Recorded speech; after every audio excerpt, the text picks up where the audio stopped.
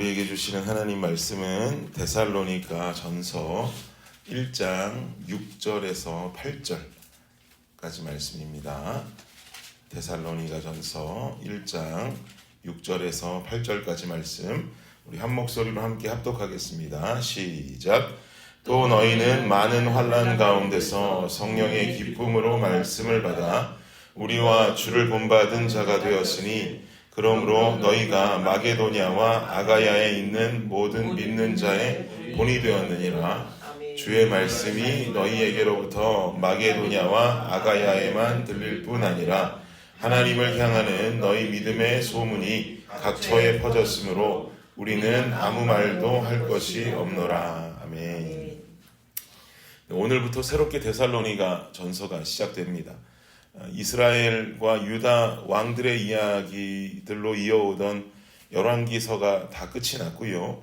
신약 성서 중에 바울이 쓴 서신서로 만들어진 이 데살로니가 전서로 우리는 이제 새롭게 들어가게 됩니다. 우리 블레싱 성도님들께 데살로니가라고 하는 도시는 상당히 익숙한 도시일 거라고 저는 생각합니다. 왜냐하면 우리는 현재 주일 예배를 통해서 사도행전을 보고 있기 때문이죠. 데살로니가라고 하는 곳은 이미 사도행전 말씀을 통해서 우리가 한번 만났던 도시입니다. 언제 만났는가? 사도 바울이 2차 전도 여행을 시작하면서 만났는데요. 바울은 2차 전도 여행을 가기 위해서 전도팀을 처음에 꾸리게 되는데 처음에는 바나바랑 함께 전도를 가려고 그랬죠. 근데 바나바가 자꾸 자기 조카 마가를 함께 가자고 끼워 넣으려고 그러니까 바울이 1차 전도 여행 때 중간에 도중하차한 마가를 함께 데리고 갈 수 없다고 반대하게 되고 또 바나바는 또 데리고 가자 그러고 그러면서 이 서로 두 사람이 옥신각신하다가 심히 다투고 갈라서게 되죠. 그 다음에 바울은 새롭게 전도팀을 꾸리게 되는데 누구와 함께 손을 잡냐면 실라라고 하는 사람과 함께 손을 잡고 전도 여행을 시작합니다. 그리고는 실라와 시작하지만 중간에 루스드라에서 누가 합류하냐면 디모데라고 하는 사람이 합류하게 되고 또 중간에 의사 누가가 합류하게 되면서 이 누가는 사도행전을 집필하는 사도행전의 저자가 됩니다. 그렇게 2차 전도 여행이 활발하게 진행된단 말이죠. 그런데 여러분 잘 아시는 것처럼 바울 일행의 애당초의 계획은 소아시아 지역들을 둘러보는 것이었습니다. 그런데 성령께서 그 길을 가지 못하게 막으셨어요. 그러시는 바람에 성령이 인도하는 곳을 따라 가다 보니 결국은 배를 타고 어디까지 가게 되었냐면 마게도니아라고 하는 땅으로 넘어오게 되었고 마게도니아의 첫 번째 도시였던 빌립보를 시작으로 이 유럽의 전도 여행이 또 재개되게 됩니다.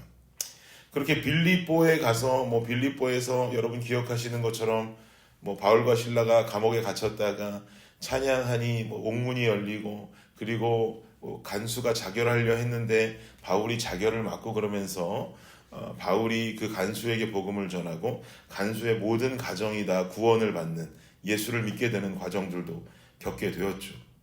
그리고 그 다음으로 도착한 도시가 바로 데살로니가였습니다. 데살로니가로 들어와서는 어떤 경험을 하게 되느냐?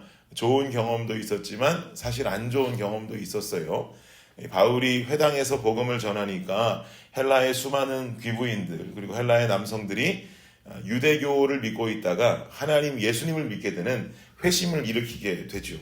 이런 상황이 벌어지니까 교인들을 뺏기는 유대교도들이 마음속에 앙심을 품고는 이 복음을 전한 바울을 공격하려고 동네 깡패들을 동원하게 됩니다. 그러자 바울이 이 소식을 알고는 자신의 일행들이었던 실라와 디모데를 데리고 데살로니가에서 급히 도망 나오게 되죠. 데살로니가에 있었던 시간은 3주밖에 없었습니다. 딱 3주 동안 데살로니가에 있다가 바울은 도망쳐 나오면서 어느 도시로 들어가냐면 디모데와 실라를 데리고 베레아로 들어가게 됩니다. 이런 좋은 기억과 아픈 기억이 공존하는 곳이 바로 데살로니가란 말이죠. 이렇게 도망치듯이 빠져나온 데살로니가 바울의 마음속에 데살로니가를 생각하면 늘 아쉬운 마음이 가득했을 겁니다.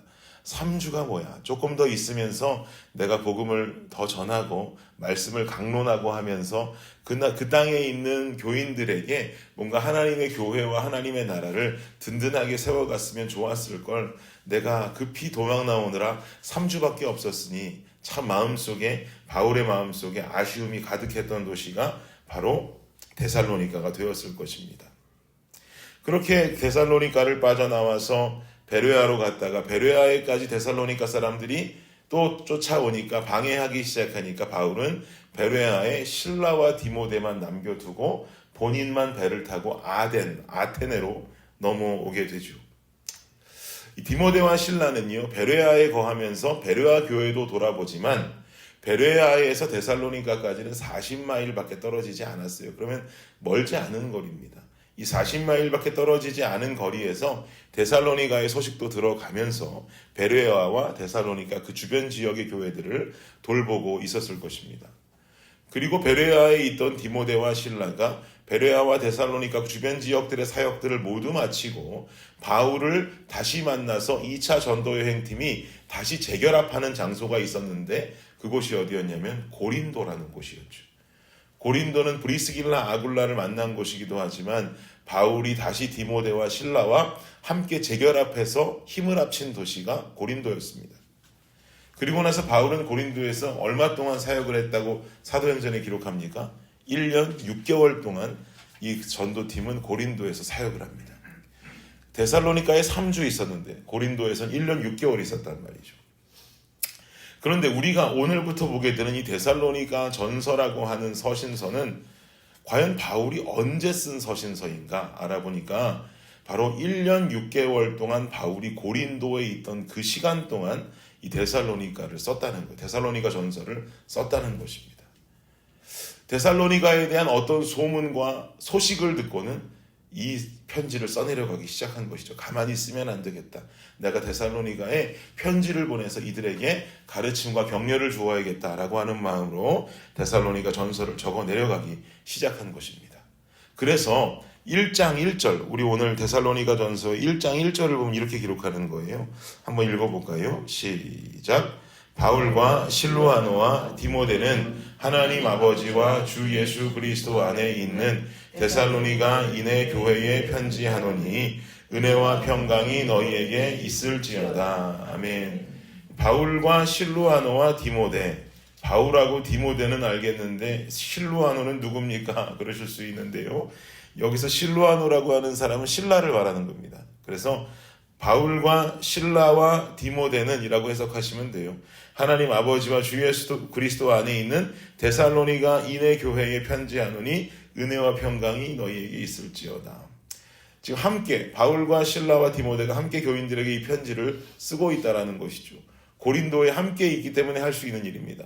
함께 있으니 함께 마음을 담아서 이 편지를 쓰고 있는 거예요.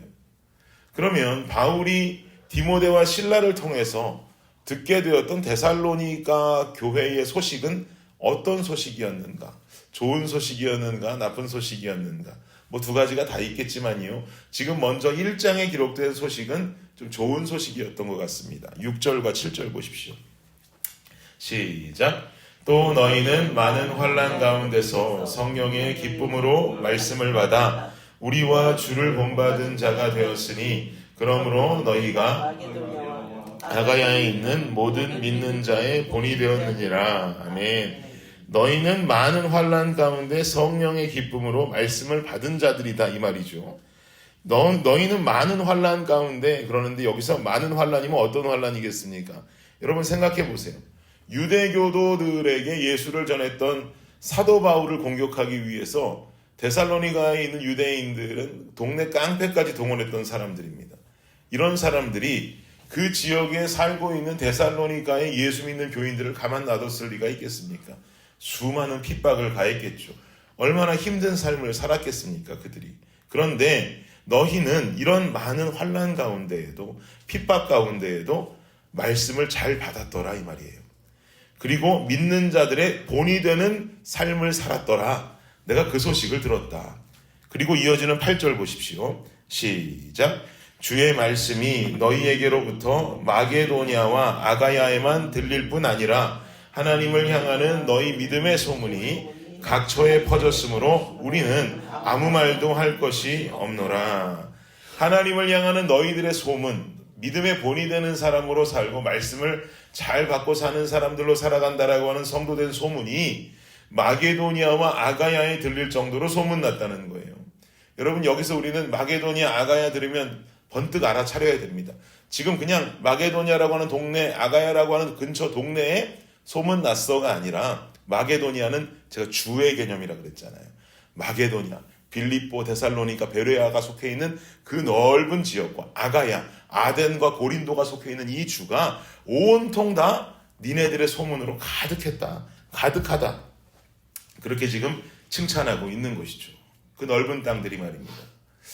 사랑하는 여러분, 저는요, 주의 말씀이 블레싱 교회로부터 시더팍과 어스틴에만 들릴 뿐 아니라 하나님을 향하는 블레싱 성도들의 소문이 각처에 퍼졌으므로 우리는 아무 말도 할 것이 없노라라고 칭찬 듣기 원합니다. 아멘. 우리가 오늘 이런 교인들 되고 이런 교회 되기를 원합니다. 설교 끝났어요. 더 이상 할 것도 없습니다. 그렇게 될 수 있다면 얼마나 좋을까요? 이런 칭찬 듣기 위해서 우리는 어떻게 살면 되겠습니까? 생각해보면요, 이런 칭찬 듣기 위해서 어떻게 살지 몰라서 우리 못 살고 있는 거 아니더라고요.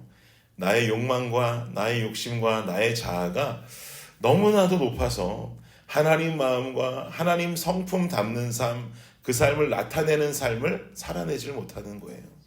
몰라서 못 사는 게 아니라 아는데 안 살고 있는 겁니다. 그러면 답은 간단하죠. 살면 됩니다.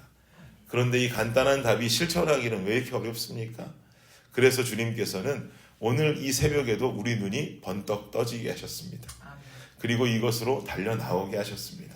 사랑하는 여러분, 또 이 말씀을 온라인으로 듣고 계시는 성도 여러분, 우리 오늘은 반드시 기도하며 하루를 시작하십시오. 이렇게 기도하면 좋겠습니다. 성령님, 아는데 못 살고 있습니다.